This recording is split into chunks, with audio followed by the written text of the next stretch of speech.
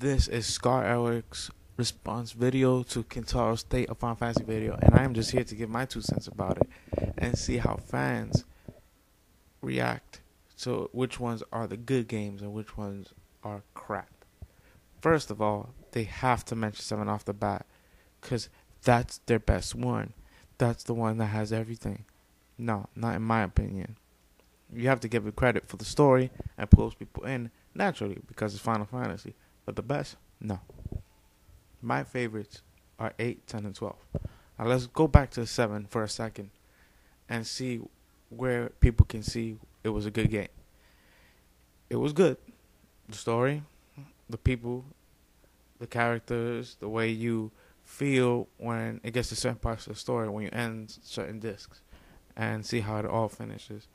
But my favorite in that whole saga of 7, because it became a saga after it had its own spin-offs, which is Crisis Core, Last Order, Dirge of Cerberus, and Advent Children. They continue the story because 7 has so many holes in it.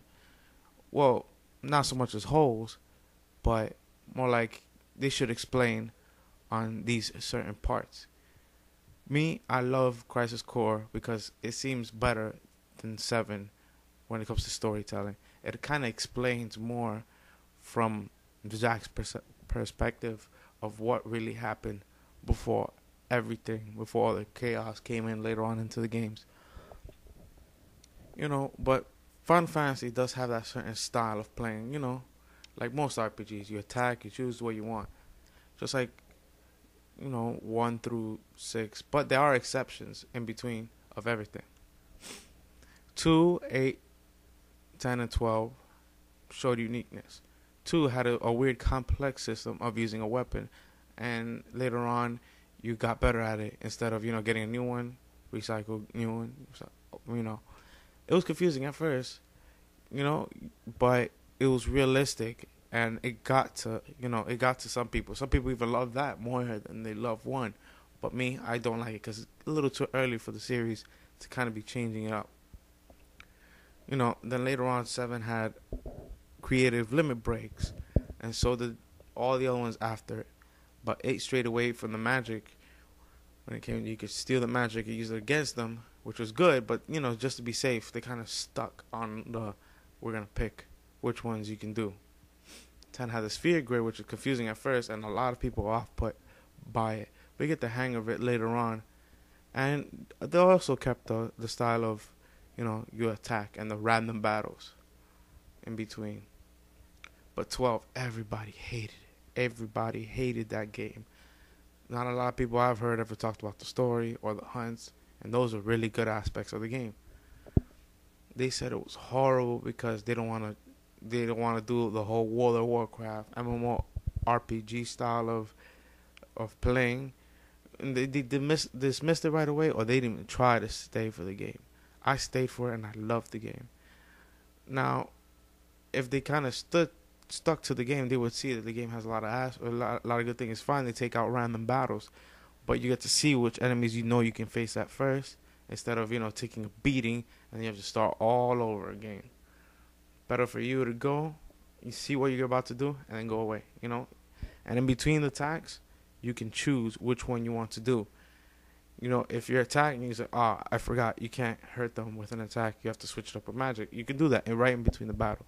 The other ones couldn't do that, and that's good, because that puts actual strategy into your mind, which people don't want, apparently. I guess they don't want to think.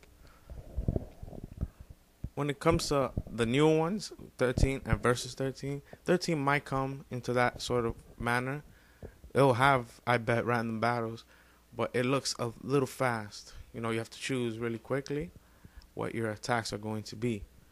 I kind of saw it like that. It's too fast. But after a while, you keep watching the new demos and the new plays, and it grows on you. It doesn't seem like that, which people would understand if they gave that the same chance as 12.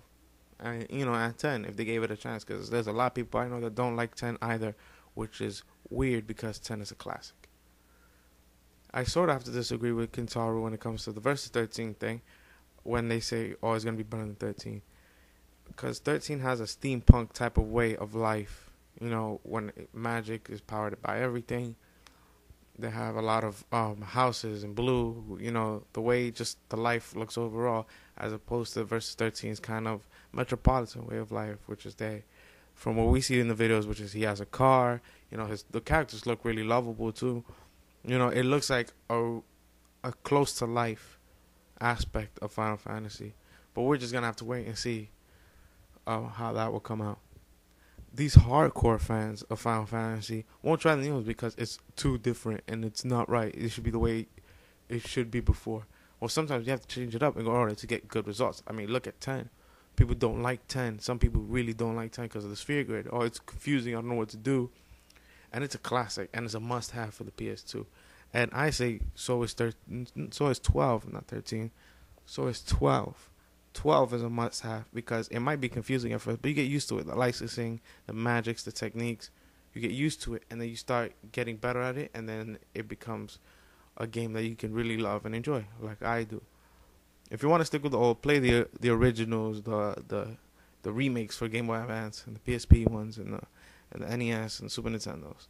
But you have to realize they're always gonna try something new, and every time they'll try something new, I'll try it out. You know, and everybody should try it out. You should give it a chance.